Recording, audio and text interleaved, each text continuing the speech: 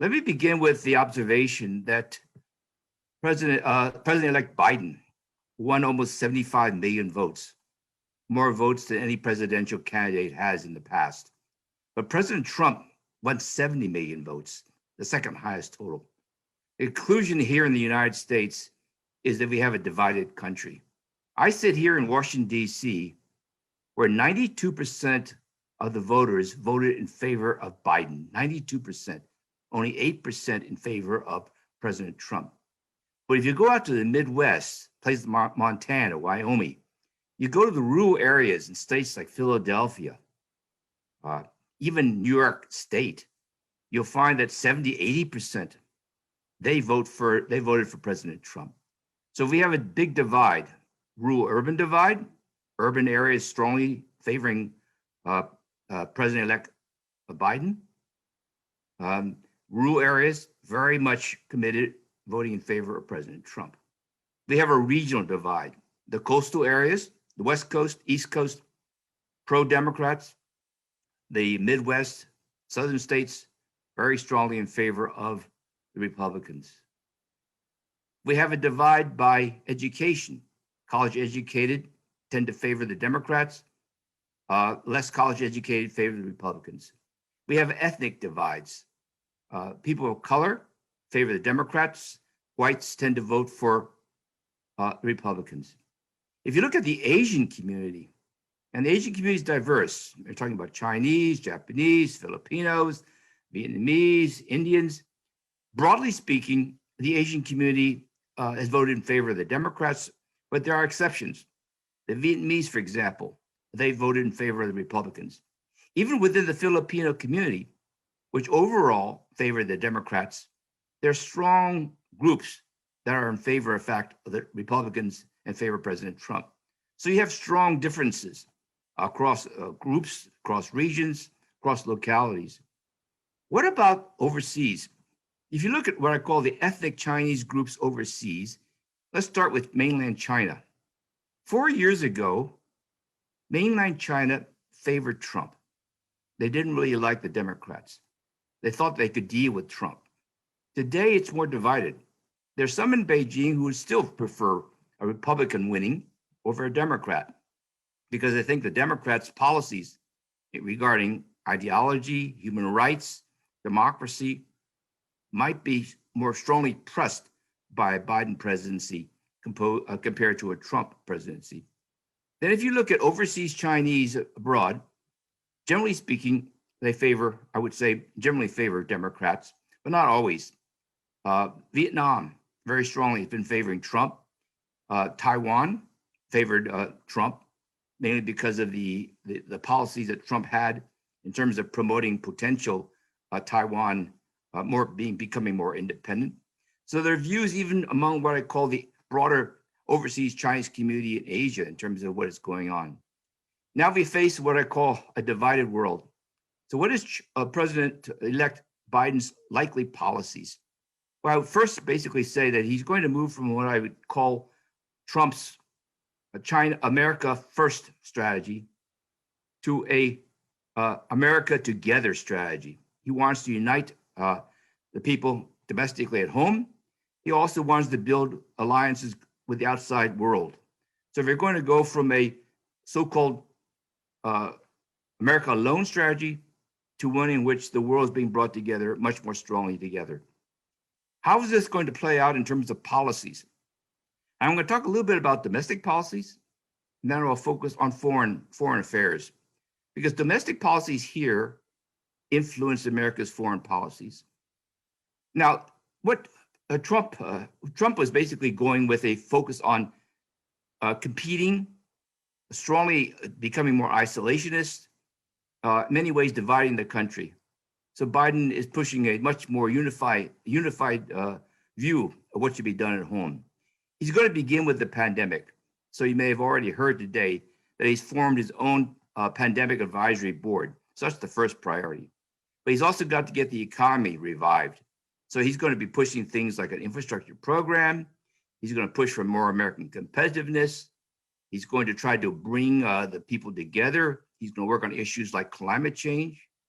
He's going to talk about racial divide and see how he can actually deal with trying to reduce the frictions among the various groups. That's a high priority. And I think his domestic agenda will likely dominate his efforts in the immediate future. He will turn to the foreign policy arena a little bit later, because right now the pressing issues are at home. What about his foreign policy issues? Well, as I said earlier, instead of a make America great again or America alone kind of a philosophy, Biden will strive for what I call a more internationalist kind of view of the world, to bring people together, to form alliances, to work with international institutions. I think he will immediately rejoin WHO. He's going to basically work in favor of global climate change policies. He'll go a little bit slower in terms of dealing with trade and foreign investment issues. These are more sensitive. And I'll get to those points basically a little bit later. But there's also going to be what I call a global concern about how fundamentally America's foreign policies will change under Biden compared with President Trump. There's a little bit more suspicion about whether or not American interests are going to be compatible with what I call the interests in Europe or even with the interests of the Asian countries. So that's something that we're going to have to work on. Let me talk a little bit now about Biden's policies toward China. And later I'm going to talk about US policies, China's policies, and Filipino foreign policies, the three of them together to conclude my initial presentation. If I begin with China policies, Democrats share the same views as Republicans in terms of being very negatively disposed toward China. Pew surveys show that about 70% of Americans have a strongly negative view of China. That compares with about 30-40% 10 years ago. And this means that Democrats are unlikely to come into or formulate policies which are going to be seen as pro-China. They'll continue this, what I call negative China policies. But there'll be a difference. If I could characterize President Trump's China strategy, I would call it chaotic decoupling. I would call what's likely to come under Biden more of what I would call containment with hedging. He'll be much more interested in negotiating. He'll be much more interested in finding alliances. He'll try to build what I call traditional bridges.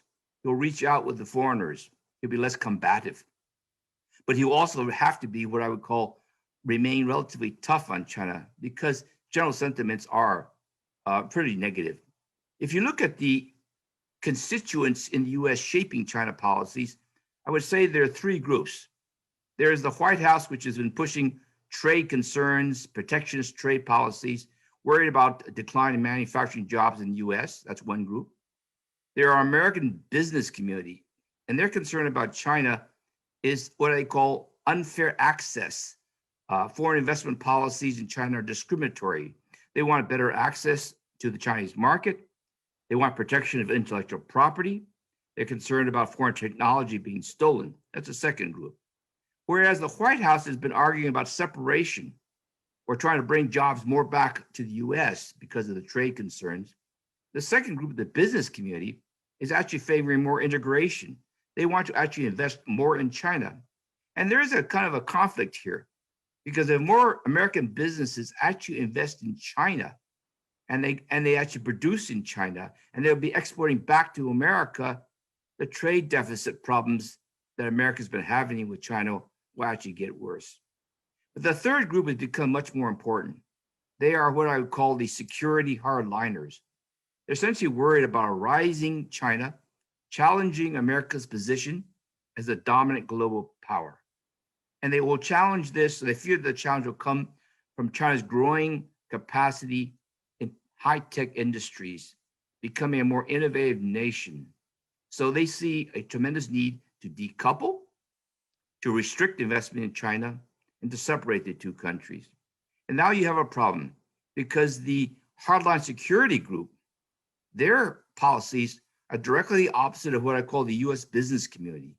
The US business community wants to foster more integration. The security people want to foster more decoupling. So that's basically the problem that we face. What about from Beijing's perspective? What Beijing sees now is a view that the United States is a much diminished great power, more chaotic, more divided, weaker, and they actually feel that they can actually compete more with a U.S. than they did 10 years ago. But they predict and they realize that the Democrats, when they come into power, will continue to be strongly negative. So they're prepared for what I would call continued tensions.